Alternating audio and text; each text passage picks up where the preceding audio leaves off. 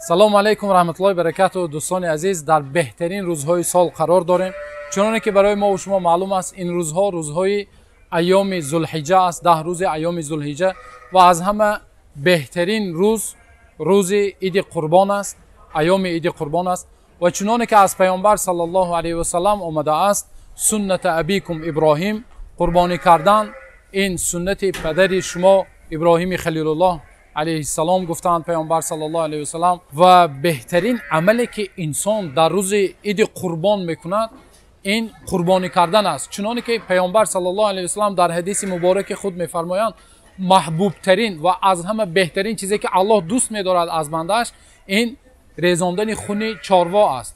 ва чуноне ки дар ҳадис омадааст, паёмбар саллаллоҳу алайҳи васалам мегӯянд: ва иннаҳа ла яъти явм алқиёмати биқуруниҳа ва азлафиҳа ва ашъариҳа. ва рӯзи қиёмат бо шохҳояш, бо пашмҳои мӯйҳояш ва бо тамоми узвҳояш, яъне гӯсфанде ки мо қурбонӣ мекунем, пурра комил бутун рӯзи қиёмат мебиёяд ва назди Аллоҳ субҳанаҳу ва таоло хунаш пеш аз оне ки дар ин дунё ҷорӣ шавад, хуни ин моле ки мо ва шумо қурбонӣ мекунем, аввал дар назди Аллоҳ бо як мартабаи баланд нозил мешавад. ва чуноне ки маълум аст, нафаре ки молаш ба нисоб расидааст, барояш қурбонӣ кардан воҷиб мегардад. ва то ин ки қурбонии мо ва шумо дар назди Аллоҳ субҳанаҳу ва таоло қабул шавад, якчанд шартҳо дорад. аввалаш ин ки ин нияти мо ва шумо холис бошад. шарти тамоми амалҳо аслан бояд нияти мо ва шумо холис аз барои Аллоҳ бошад ва махсусан дар қурбонӣ. ва чуноне ки Аллоҳ субҳанаҳу ва таоло ҳам дар Қуръони карим мефармояд: лан янала Аллоҳа лухумуҳа вала димаъуҳа валакин яналуҳу тақва минкум. Аллоҳ мегӯяд, шумо донед ки барои Аллоҳ субҳанаҳу ва таоло на гӯшти қурбонии шумо мерасад, на хунаш, ягон чи аз ин қурбоние ки мо ва шумо мекунем, ягон чи ба назди Аллоҳ субҳанаҳу ва таоло ё барои Аллоҳ субҳанаҳу ва таоло намерасад. валакин яналуҳу тақва минкум. валекин барои Аллоҳ чӣ мерасад? тақвои мо ва шумо мерасад.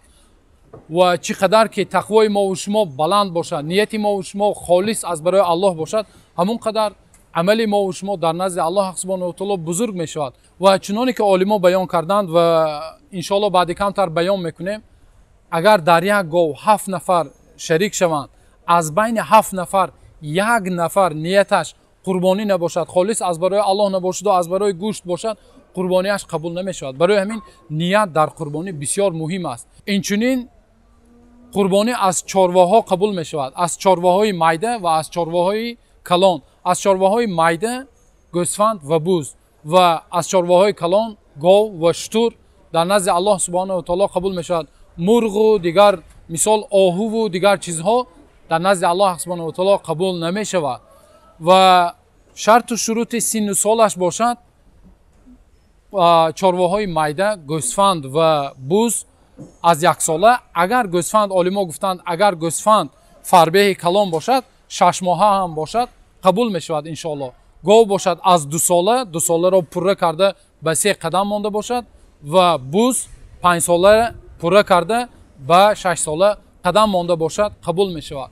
ҳамчунин баъзе агар айбҳову нуқсонҳо дошта бошад, масалан пурра шохаш канда шуда бошад аз бехаш, ё гӯшаш пурра бурида шудагӣ бошад, ё думаш бурида бошад, ё пош масалан ланг бошад ки гӯё дар бо 3 по роҳ гардад, ин хел айбу нуқсонҳо дошта бошад, қурбонии мо ва шумо қабул намешавад. аммо шикофи майда барои аломат, барои нишона гузоштагӣ бошанд, иншоаллоҳ қабул аст. ё камтар буридагӣ бошанд, қабул аст иншоаллоҳ. ва инчунин моли қурбонӣ бисёр сахт лоғар бошад ҳам қурбонии мо ва шумо дуруст намешавад. ва чуноне ки дар аввал ишора кардем, агар чорво калон бошад ба монанди гов ва шутур, метавонанд 7 нафар шарик шаванд дар он. аммо чорваҳои майда гӯсфанду буз бошад, танҳо аз 1 нафар метавонад инсон қурбонӣ кунад.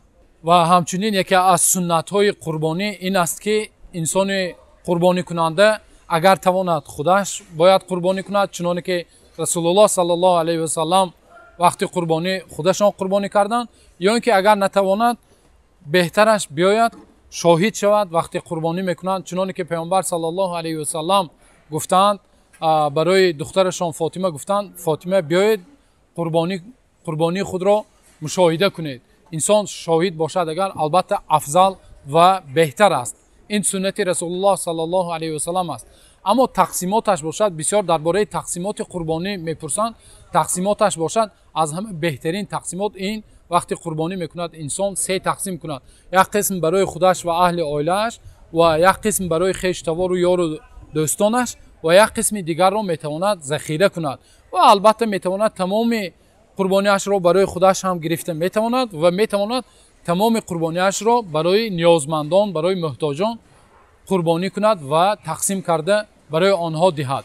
و اینچنین باز یک مسئله مهم که بسیار مردم اشتباه میکنند در همین این حق خدمت قصاب. حق خدمت قصاب رو از مال قربانی، از گوشت قربانی دادن جایز نیست. اگر خواهد هدیه میکند از همون نوعی که گوشت گوسفندای یا همون قربانی که کرد خواهد هدیه میکند، همچون قربانی هدیه میکند برای قصاب، اما حق خدمتش را از آن پرداخت نمیکند.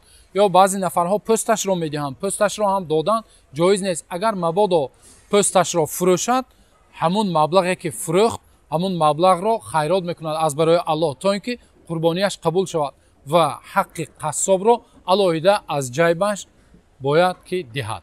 و باز یک شرط مهم این وقت قربانی است. وقت قربانی بعد از نماز عید قربان شروع می شود. هر نفری که پیش از نماز عید قربان ذبح میکند قربانیش همچون گوشت قبول می شود، قربانی قبول نمی شود. و بعد از نماز عید قربانی شروع می شود. انسان می تواند یکم روز، دوم روز ایام تشریق و سیوم روز تا نماز عصر می توانید قربانی را قربانی کنیم، ذبح کنیم، قبول می شود. و این بود دوستان مختصرا احکام قربانی. الله سبحانه و تعالی را دعا کنیم که تمام عملهای صالح ما و شما را قبول کند و مخصوصا هر یکی ما و شما را به قربانی کردن قادر و توانا بگرداند و الله سبحانه و تعالی قربانی ما و شما را به درگاه بی‌نیاز خود قبول و مقبول بگرداند. بازم دوستان عزیز این ایام بهترین برای شما مبارک باشد. همچنین روز عرفه آمده ایستاده، ایام عید قربان برای کل شما، برای خانواده شما مبارک باشد. الله سبحانه و تعالی این ایام بهترین را از ما و شما و عملهای صالح ما و شما را به درگاه بی‌نیاز خود قبول بفرماید.